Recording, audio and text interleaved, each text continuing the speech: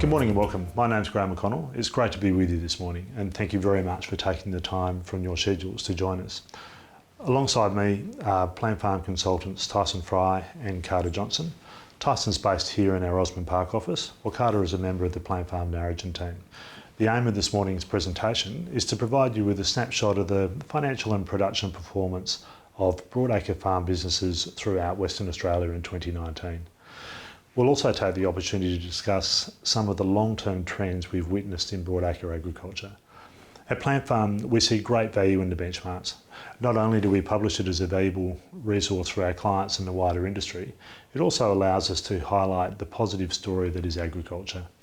Now, we must thank Business Ag, Ag Asset and BJW Agribusiness for their contribution to the benchmarks. They provide data into the analysis and make it a whole lot more robust. And also thanks to Sangeetha Ravindran, who's put an enormous amount of effort into preparing the data that you're seeing today. There is no doubt that 2019 was a tough year, and the results certainly reflect that. Even so, the strength and resilience of the industry is really encouraging, with the vast majority of businesses coming through the season relatively unscathed and in a really good financial position to tackle the next year. It's part of the overall planning, of course, with businesses, is that we know that we're going to get seasons like 2019 and we know we have to be able to cope with them. And I think the results from this year really prove out that as an industry, we've got that in the right place. So with that in mind, let's hand over to Tyson, who will take us through the 2019 numbers. Thank you, Tyson.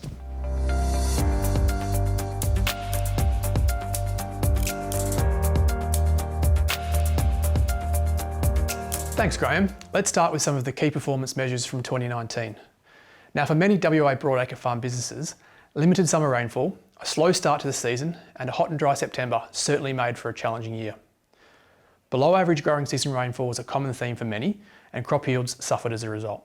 Driven by lower farm income and higher operating costs, the average business generated an operating profit of $96 a hectare.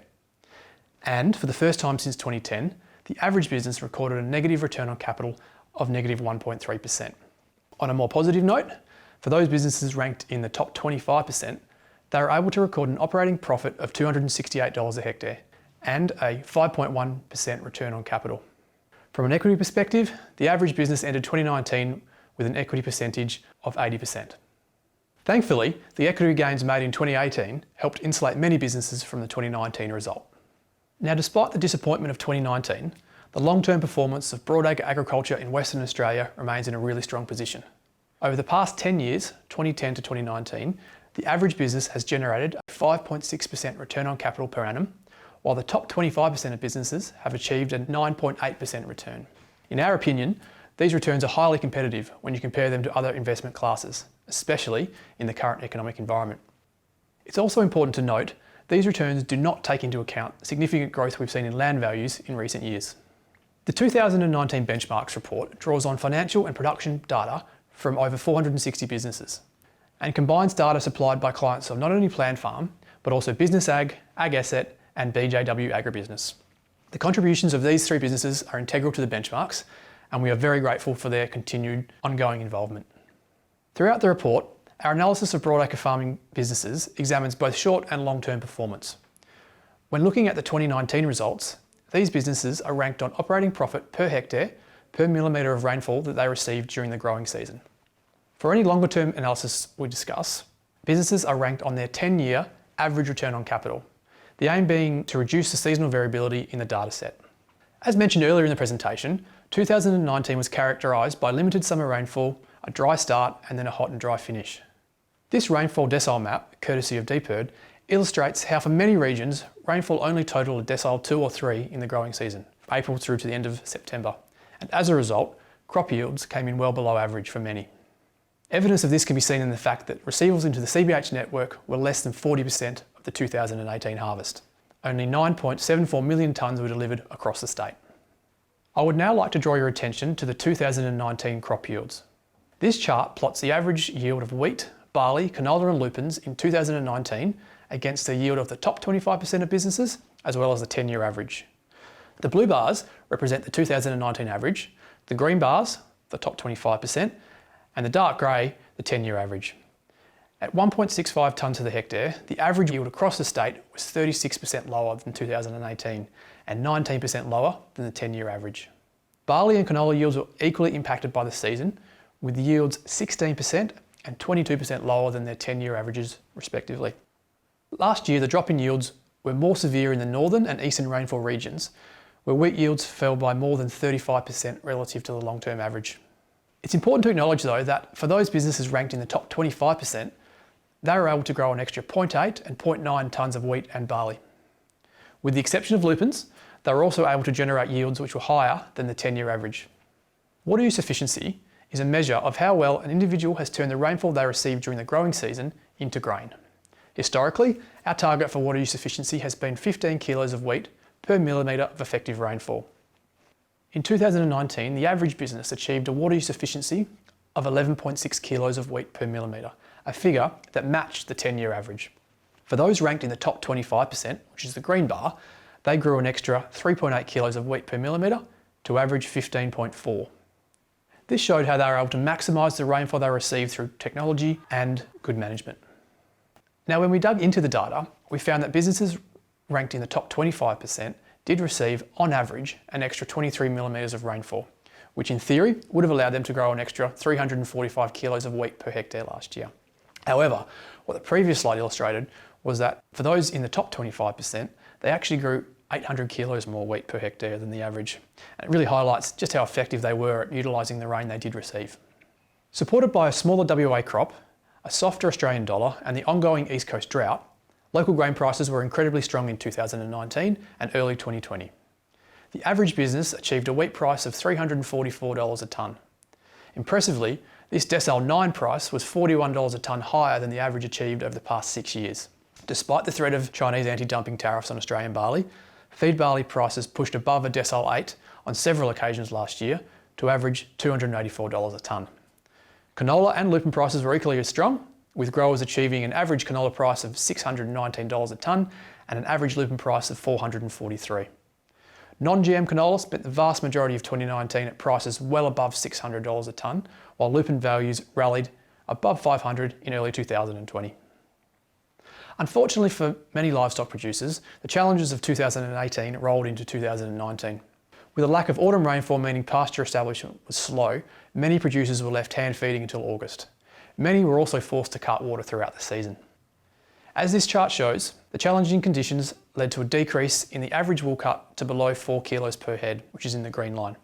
We did, however, see lambing rates increase slightly to an average of 88%, and that's shown in the blue line. This chart tracks the movements in sheep and wool prices dating back to 2005. As you can see, sheep prices continued to strengthen in 2019, rising by a further $12 to an average price of $133 a head. This is shown in the blue line. Strong demand from processors and East Coast restockers were two of the key drivers of price. What the green line shows us is that while wool prices eased from the highs of 2018 to an average of $10.89 a kilo, this figure still remains historically high. Unfortunately for wool growers, it's unlikely that 2020 will see prices anywhere near this figure, and that's really just been driven by the impact in reduced global demand. This chart plots the combined returns from sheep and wool sales since 2005. The ongoing strength of sheep and wool prices saw the total return generated by sheep production rise by 4.5% last year to a total of $176 a head. The blue portion of the 2019 bar represents sheep income, while the green portion accounts for wool income. It is also interesting to note that on the back of a disappointing cropping year for many, sheep production contributed 23% of total farm income, which was the highest proportion since 2010. This slide breaks down farm income, operating costs and operating profit of the average business in 2019 against those in the top and bottom 25%. As we've discussed, the average return on capital for 2019 was negative 1.3%, while the top 25% of producers managed to generate a 5.1% return. This slide breaks down the farm income, operating costs and operating profit of the average business in 2019 against those in the top and bottom 25%. As we've already discussed, below average income and higher operating costs resulted in the average business generating an operating profit of $96 a hectare last year. This result was 48% below the 6-year average, with 77% of businesses registering an operating profit. In our view, the result would have been significantly worse had it not been for the strong livestock and grain prices. At $96 a hectare, the average operating profit generated was not enough to cover personal costs, depreciation, finance and lease costs last year, which is why the average return on capital was negative 1.3%. When we look at the operating costs between the three groups, we do observe a difference. However, by far the largest driver of profit comes from the differences in income each group is able to generate. Compared to average, businesses ranked in the top 25% generated an extra 57% of income while only spending an extra 28%. As we've discussed, the average return on capital for 2019 was negative 1.3%, with the top 25% of producers managing to generate a return of 5.1%. At a regional level, you can see that the lower rainfall regions in the north performed significantly worse than the high and medium rainfall regions in the south. What is interesting to note though, is that in 2019, the average return on capital generated by a business in the L1 region was negative 13%, which is in stark contrast to the impressive 26% return on capital witnessed in 2018. This is a really good example of the volatility that we sometimes see in the lower rainfall regions. From an equity perspective, the average business entered 2019 with an equity percentage of just over 80%. While this was down from 85% the year earlier, the equity gains we made in 2018 did help insulate many businesses from the 2019 result.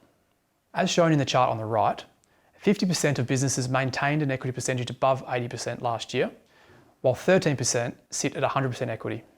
You'll also notice that there are only a small number of clients sitting below 60% equity. I will now hand over to Carter Johnson to discuss some of the longer term trends that we have witnessed in the Planfarm Benchmarks.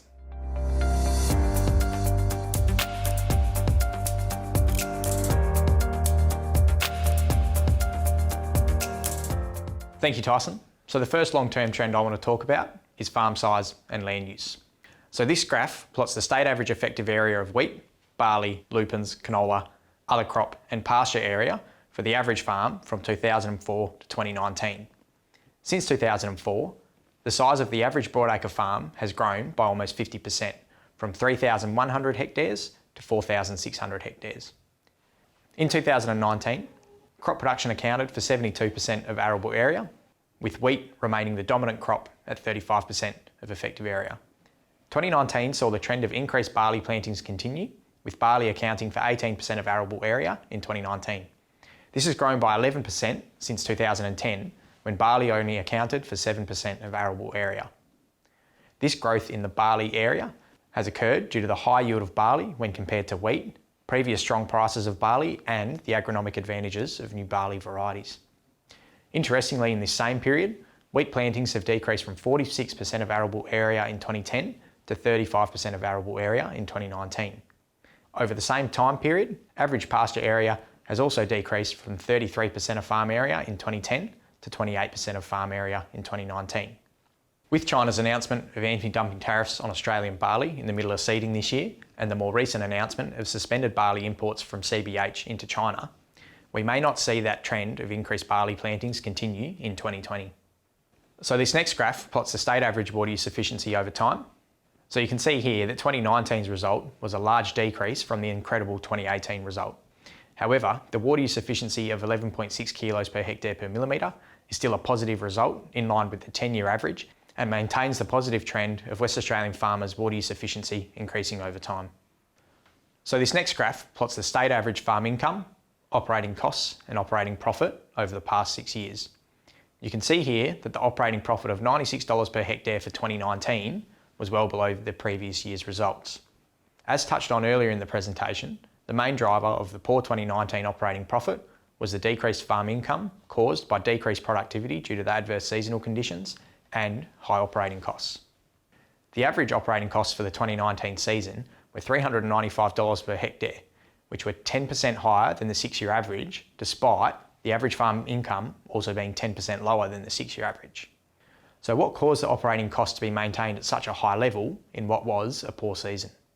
So this next graph plots the state average of 4 different operating costs over the same period.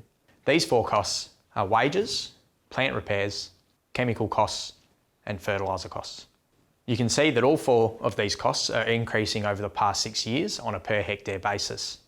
Wages costs, plant repairs and chemical costs have increased steadily since 2014, with wages costs being $7 a hectare or 40% higher in 2019 compared to 2014, plant repairs being $7 a hectare or 27% higher, and chemical costs being $9 a hectare or 20% higher over the same period. The real driver of the increased operating costs for 2019 were the fertiliser costs. Fertiliser costs were $22 a hectare or 30% higher in 2019 than compared to 2014. These increased fertiliser costs were largely caused by fertiliser prices for the 2019 season and a slightly higher nutrient requirement off the back of the 2018 season. This slide plots the top 25% average and bottom 25% capital expenditure dollars per hectare ranked by their 10-year average return on capital. What this graph highlights is the growing capital investment back into farms since 2011. This has occurred because with a 10-year return on capital of 5.8%, farm businesses realise that by investing back into the farm, they can generate good returns. This has also occurred because the value of capital, land, and particularly machinery has increased over this time period. Lower interest rates have also been encouraging investment back into the farm. What this graph also shows is that the top 25% consistently invest more back into their farm than others. One reason for this is that the top 25% generate more profit and therefore have more money to invest back into their farm. Anecdotally, they also have access to better interest rates, so they can access finance at cheaper rates and therefore invest more back into the farm. This graph also highlights the tendency for farm investment to lag by a season. Our 10-year data is dominated by growers in the northern rainfall regions, and you can see that after the poor 2017 season up north, capital expenditure dropped in 2018. But then, after a great 2018 season, capital expenditure jumped back up in 2019. Based off this data, you would expect to see a decrease in capital expenditure in the 2020 results off the back of the 2019 season. This next graph plots the single year farm debt, farm income, and the debt to income ratio over time. Following on from the discussion about increasing capital expenditure, the recent trend of these increasing levels in farm debt continued in 2019, partly driven by that increased capital expenditure. The average farm business recorded a farm debt level of $703 per hectare at the end of 2019. Growers ranked in the top 25% held $1,010 per hectare of farm debt at the same point. The opening net debt to income ratio rose slightly in 2019 due to the decreased income from 2019. The debt to income ratio rose to an average of 0.75 to 1. With a debt to income ratio of 0.75 to 1, it shows that the average broadacre farm in Western Australia is in a good position. This next graph plots the single year return on capital over time. The average return on capital is presented by the blue bar, and the top 25% is presented by the green marker. The state average return on capital of negative 1.28% in 2019 was the first time that we have experienced a negative state average return on capital since 2010, and the lowest since the return on capital of negative 1.38% in 2009. So rather than focus on the negatives of this result, let's try and focus on the positives. A negative cash return on capital of negative 1.28% wasn't terrible given the poor seasonal conditions, and it's important to remember that these returns are cash returns, and therefore they don't include land value appreciation, which actually improved the average farm's equity in 2019. Another positive is the top 25% in 2019 also still managed to produce impressive returns with a return on capital of 5.1%. To close out the presentation of the long-term data, I wanted to show you the 10-year return on capital by region before Graham closes the presentation by looking at the statewide 10-year returns in more detail. At a regional level, the businesses in the lower rainfall regions continue to outperform those in the higher rainfall regions over the longer term. This has been largely driven by the impact of land prices on the size of a business's capital base. Over the past 10 years, businesses in the L1 rainfall region have generated an average return of 8.3%, while those in the high rainfall regions, particularly H2, H3 and H4, have achieved a return on capital of between 3 and 4%. It should be noted that even though the high and medium rainfall regions generally generate a lower return on capital, they have witnessed stronger annual land value growth in recent years and are generally less exposed to the volatility seen in the low rainfall regions across the seasons, as seen in this year's 2019 results. I would now like to hand over to Graham, who will end this presentation by talking about the state 10-year average returns in more depth.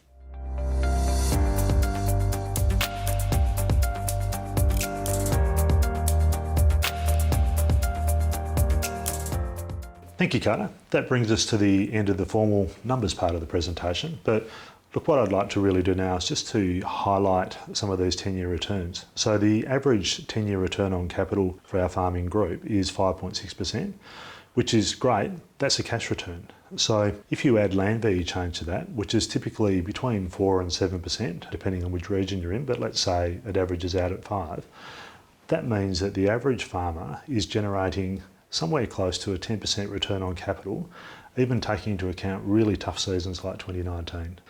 Now, if you're a top 25% farmer, the average of those is generating a cash return of about 9.8%.